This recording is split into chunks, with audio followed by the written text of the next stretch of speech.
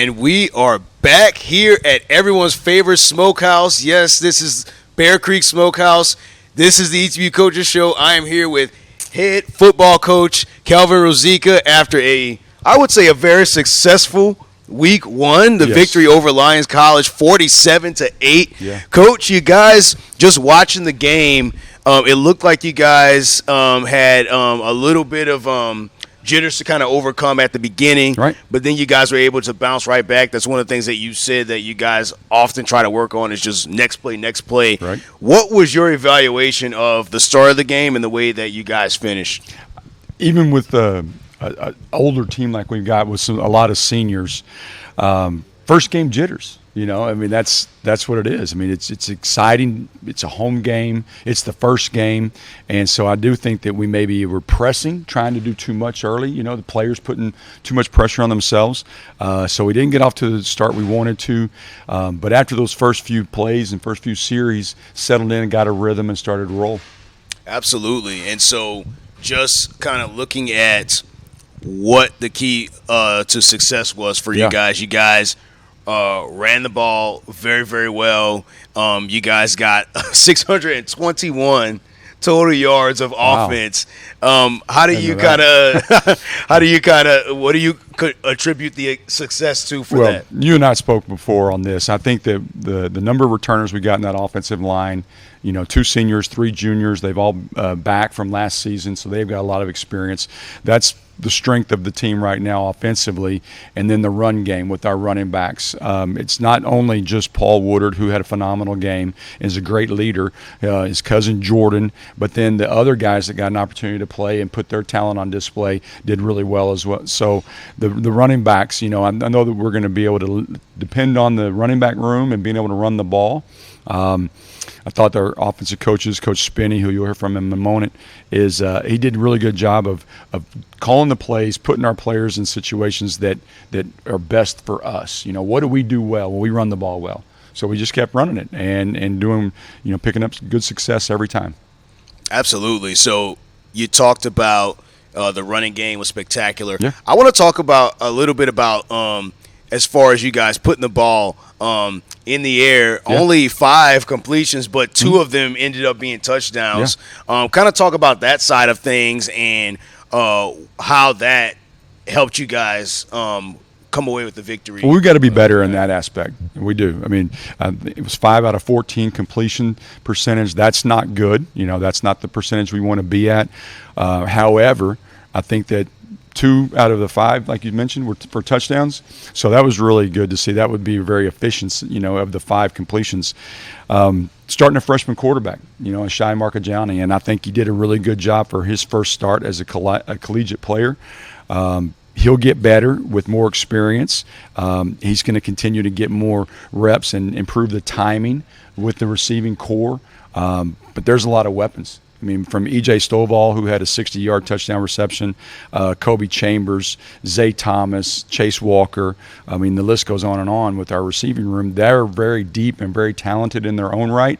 And just as they can begin to get more reps and better timing with Shai, then the passing game will improve as well.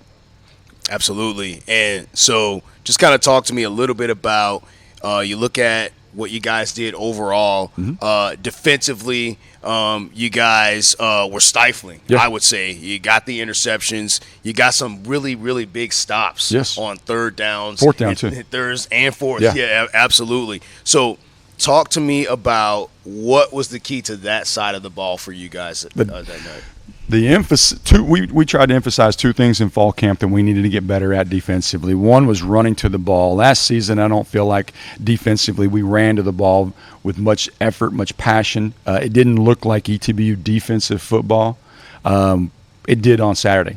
That was one thing we've been emphasizing all fall camp is getting our defense, get off your block and swarm the daggum football, and they did that Saturday. And I'm really proud of the effort the defense put forth. The second thing that we've got to continue to work on is just our tackling. I mean, we got a lot of bodies to the point of contact, but we were not finishing the way that Coach Brock wants them to. So that's been the emphasis, you know, now moving forward is when we get there, we've got to wrap up, grab cloth, run our feet. Don't give them any yards after contact. creating 2 turnovers. One was an interception. One was a fumble recovery that we got on. We caused 4 fumbles, got on 1, so we got to do a better job of getting on those loose balls. But getting 2 turnovers, giving the ball back for the offense. A huge 4th down stop that was on the 1-yard line. Again, a senior came in, and Jeff Ohakawa, and blows up the play, which was great to see. Happy for a senior like Jeff, who's been in the program for 4 years. So defensively, it was a great all-around effort. We've got some things to clean up there, like I mentioned earlier, just our tackling in general. I got a couple face mask penalties, and that's not from a lack of effort. That's just, again, coaching point. Take that extra step. Get 1 step closer to the ball carrier. Lead with your shoulder. Wrap your arms. Grab cloth. Run your feet. So that's what defense has been preaching this week. Absolutely. And so you guys, you talked about the connection that you have between yourself as the head coach and your offense coordinator, who did a fantastic job. Yeah. As you said, we'll talk to him in a moment.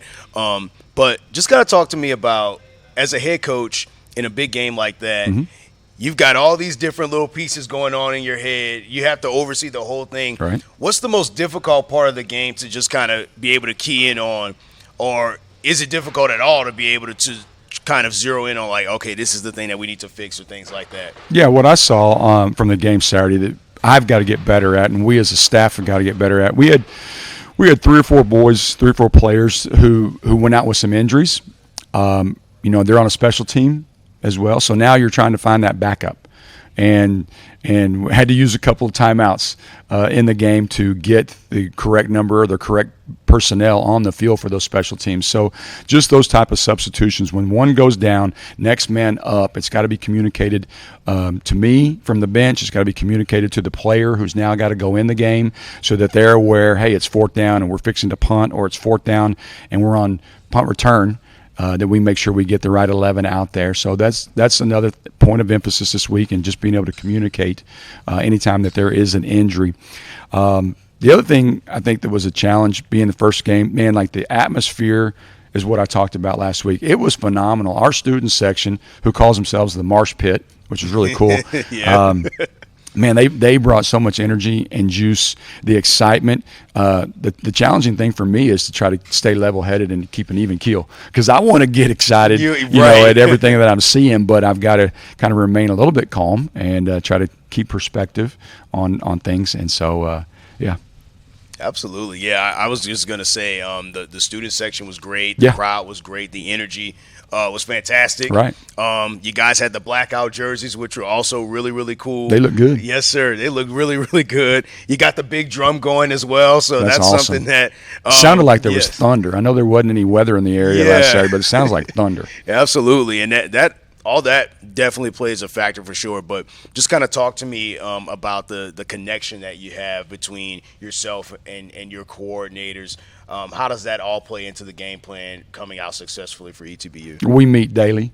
I'm sitting in on their meetings. They're coming in my office, and we're talking about who's doing well in practice. What do we got to, what is their concerns? How can I help them? But we meet all the time. It's funny, you go through a slow period in the summertime where we're all in the office, but the amount of time that I get to spend now with them is just magnified, and it rises exponentially because it's game week preparation. And so just constantly meeting, staff meetings, talking personnel, talking about our players and our team, and what do we need to do today to get better. Absolutely. Yeah. And so speaking of, you got to get right back on the train there, because you've got a matchup against Oklahoma Panhandle. They won their opening week game 10-9. Yeah. And so they turned it into a bit of a slugfest. Right. What is something that you're seeing that you guys are going to have to be mindful of against a matchup against that type of a team? We're going to have to play 4 quarters. They went on the road, and I don't remember. I'd heard from Coach Miller, their head coach, that they hadn't been successful first game out of the season as the away opponent So they've disproved that they can go on the road and get a victory. They played a tight game, like you mentioned, 10-9. Their players do not give up. They're going to play a full 4 quarters. They didn't make many mistakes in the game. There was not a lot of turnovers. It wasn't sloppy or anything like that. It was just a really good opponent they were facing, and they were able to come out with a victory. They're a very physical team. They're a mature team. They've got a lot of juniors and seniors on this squad. And Coach Miller's in his, I believe, 5th season as the head coach. So he's done this before up there, and it's going to be a big challenge for us. We've got to clean up what we didn't do well. And the good thing, you come off a victory like 47-8, and you think, well, everything went right. No, it did not. But we were able to look at the film and meet with our players to make those corrections. We've got to minimize some mistakes against a team like Panhandle State, because they're going to come in road tested, after winning their first one on the road, and they're going to play a full 4-quarter game against us, and we're going to have to keep our players just really sharp and into it. If something bad happens, which every game I've ever been associated with, something's going to go wrong. Flush it and play the next snap. If something good happens and you score a touchdown, well, guess what? You got to go back out there again and make a stop. Or the next time we're back on offense, the goal is to go score again. So we just got to keep reminding our players to, have a short memory, and no matter what happened on the previous play, don't let it carry over and affect the next play. And you talked a little bit about Oklahoma, the Panhandle, the Aggies. Mm-hmm. That is their physicality. Does that, as a coach, does that automatically for you signal that, okay, maybe we lean a little bit more on our running game? Maybe we lean more. I don't know how we lean anymore. Yeah. I was going to say, you got 400-plus yards right. just from the ground. But, yes, sir. No, I think, honestly, when you look at each week's opponent, you've got to look from an offensive perspective, take what the defense gives you. So if they're going to be heavy in the box to try to stop the run, then we've got to be really efficient and effective in the passing game. If they're sitting back in coverage and playing more zone, then we're going to be able to try to run the ball. It depends on what the opponent's defense is trying to do. So I don't think we change anything. We're going to be who we are. We're going to be more efficient in the passing game, and again, just take what the defense gives us. Absolutely. So, Coach, thank you once again for joining us on this opening segment. We'll be back to speak with offensive coordinator Jeb Spiney in just a moment, folks. Don't go anywhere. This is the ETBU Plus Network. Boy, Hunter, that beef looks good. Don't they know we've been smoking for over 75 years? And we serve barbecue every Saturday. I reckon they ain't thought about that till now. He ain't quite ready yet. Y'all come back here. You're next. At High Horse, we've got a little something for everyone. Great food served with a heaping helping of our hospitality. High Horse, 1898. In the heart of downtown Marshall. Alrighty, folks. We're back here at Bear Creek Smokehouse, and I've got Jeb Spiney, the ETBU football offensive coordinator. You guys picked up the 47-8 victory over Lyon College. So getting the first week out of the way, you've been elevated to that offensive coordinator position. You personally, how do you feel after, being able to get that first opening game out of the way for you?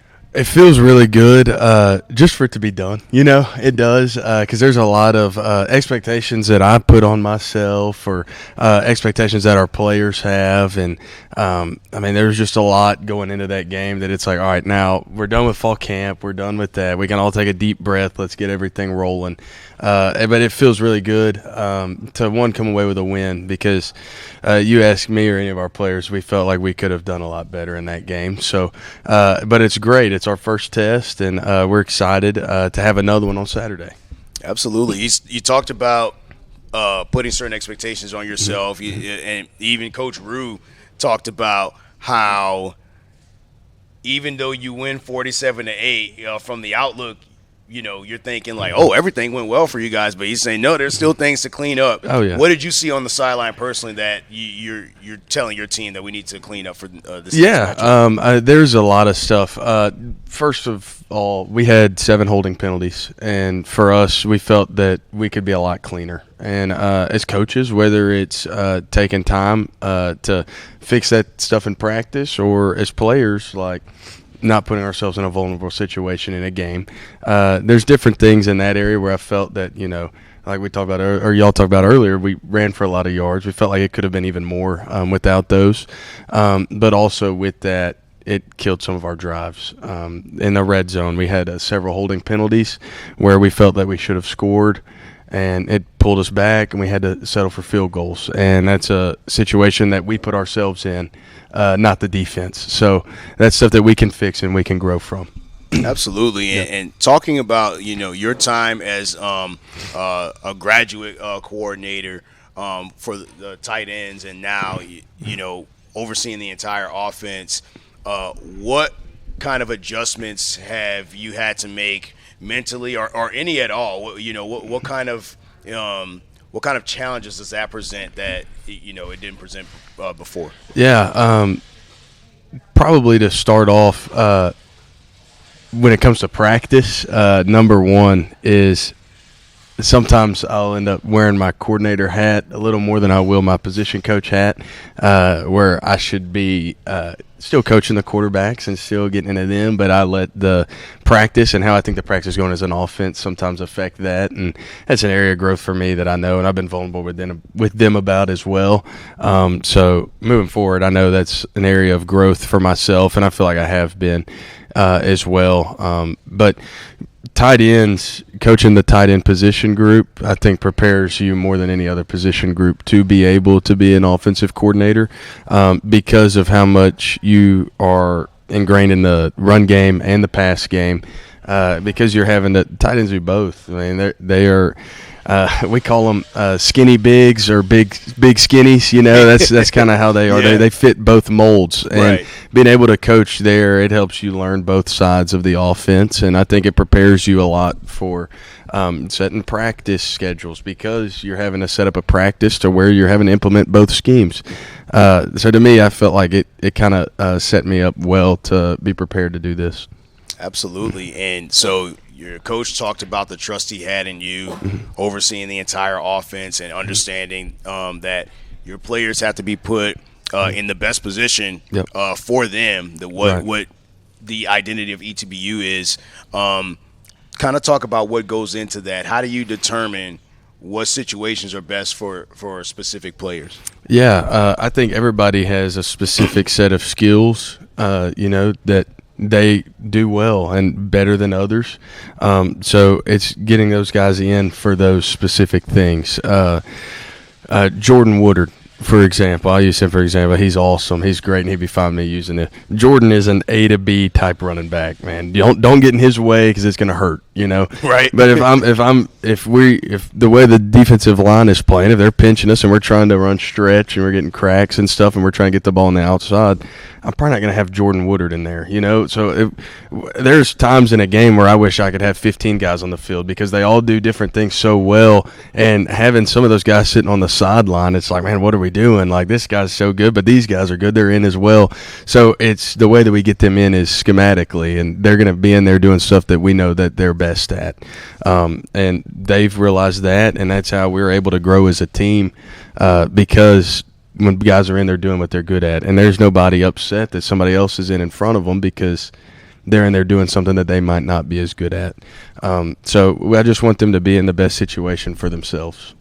Absolutely. And and your players have talked about that this year in particular, that you guys have a very unselfish team, and they understand, whatever's needed to get the win, that's what you guys are going to roll with, and they've been happy about that. Yeah. And just kind of talk to me a little bit about that. Was there ever a moment during the game last week where you're kind of not necessarily scrambling, but okay, we may have to improvise this a little bit, or we may have to tweak this like a little bit and things like that? Is that nerve-wracking for you or is it something that you kind of expect throughout the course of a game? Was there a moment like that? I'll say this. I was expecting that to happen. And it really didn't happen. It really didn't to where I was kind of like freaked out. Outside the first drive. The first drive we went 3 and out, and I was like, sir. oh, man, this is awful. Yeah. Once I got past that, I mean, it really was. I felt that whatever we were doing, we could be successful with. And kind of talking about you were talking about how everybody was kind of tight knit, very selfless group. That's something that we've preached to our guys from the first day of fall camp. We talk about ENOM. It's not about me as an offense, and for us, that's very important. And I can recall on one of Paul Woodard's touchdowns on Saturday, E.J. Stovall, who caught a touchdown earlier in the game, but we had an RPO called. We handed it off. We weren't throwing it. We handed it off, and he's turning and he's open. We probably should have thrown it to him, but we handed it off. EJ's open, and instead of going palms up, like, oh, what are we doing? He turns around, locks onto the corner, pushes him off into the sideline, blocking him, and we spring it right behind him for a touchdown. And to me, that's the selflessness. That's the ENOM. It's not about me. He wasn't thinking about himself in that moment. Like, why didn't I get the ball? He's thinking, how can I get the ball to the end zone? Yeah. And to me, that's where I feel that, like, we are getting really, really good at that aspect of the game of football. And we're only going to grow from there. Honestly, I've seen it grow throughout fall camp up until this point, and it's going to keep getting better. All right, absolutely. And just a couple things before we let you slide on out of here, but just kind of talk to me about, as we talk about your job as a whole as the offensive coordinator, you talked about being able to put these guys in different positions. You got so many guys that can do so many things very well. Is that the most difficult part of your job, or what part of your job is the most difficult? That is definitely the most difficult part of my job, 100%, because we have so much talent on our offense, so much. And whenever we travel and we have to slim our dresses, we're going to have really good players that don't travel. And It's like, man, and it's a very difficult part of the job because, man, I want every single person to get in the end zone. I want every single person on the field. Like I love those guys, and that's what I want. I want them to have success. And obviously it's team success, and they know that, and they do a great job of like, Coach, hey, big dude, we just won or whatever. But that's awesome. I want to see their success as well. So to me, that's something that's hard on me because I like seeing I root for every single one of them, every single game. So like I want them to be successful as well, and it is tough. That's tough for sure. I bet, but a good problem to have for sure. It is. The last question for you here: you guys are taking on the Oklahoma State Panhandle team. I was talking to your coach about the fact that they won their opening game 10-9. Yeah. So, as the offensive coordinator, what are you looking at that you think that you are going to have to emphasize or that you may have to take advantage of going into this matchup against the Aggies? Oh, they're a very aggressive team. They bring a lot of pressure, and that's something that we're expecting, and we're working on combating that as well. But, I mean, an expectation that we have as an offense is that, we will fail. That's something that we talk about a lot. We know that that's going to happen. We know that they're going to do something we haven't seen yet. It's week 2. They probably didn't run all the stuff they're going to be running in week 1. So we're expecting the unexpected, right? And we're going to be ready for that. We will be more efficient in the pass game this week as well. What we've shown on film is that we can run the ball very well, efficiently, but what we haven't shown is how good we are at passing right now efficiently, and that's something that we can do really well. It just didn't get shown on Saturday because we didn't have to, but I'm really excited to see how we perform in the pass game on Saturday. Absolutely, and folks, just finished speaking with Jeb Spinney, the ETBU football offensive coordinator. We'll be back with a surprise guest to wrap things up here at Bear Creek Smokehouse. Don't go anywhere, folks. This is the ETBU Plus Network.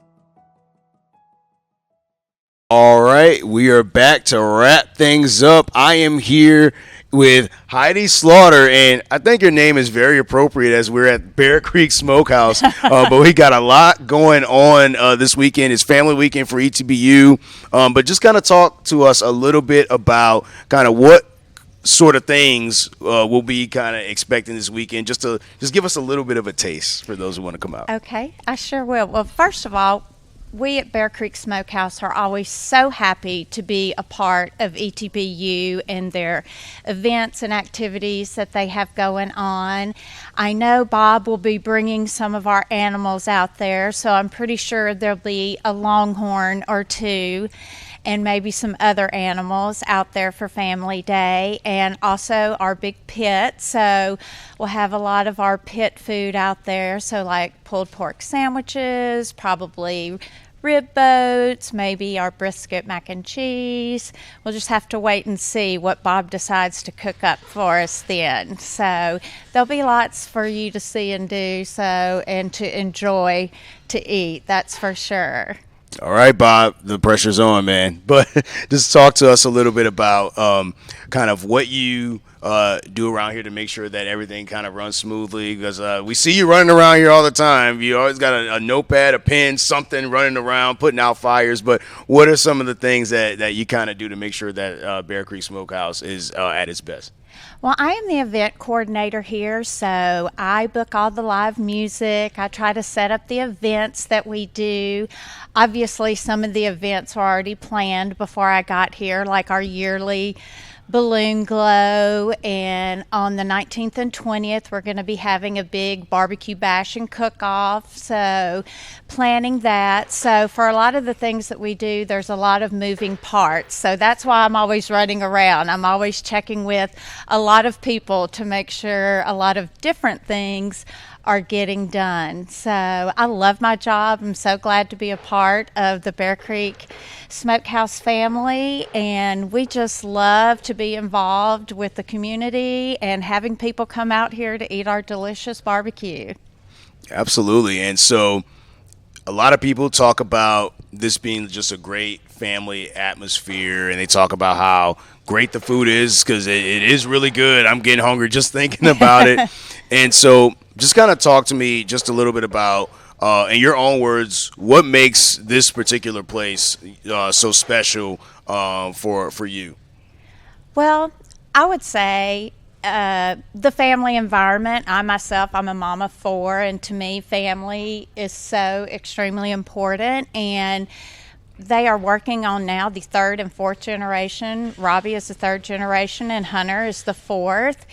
And Hunter has an adorable little son, Barrett, and so he will be the fifth generation coming up. And I just think that is so incredible, and I just think it's amazing. And it's hard to find a place where you can come where there's family-friendly events and such fun events, and then along with that, amazing food. So I'm happy that there's a place that people can come and bring their families, not just to eat, but to enjoy fun activities and things other than food. We have a wonderful general store that has clothing, specialty items, just all kinds of things, toys, whatever you could possibly want. It's one-stop shopping.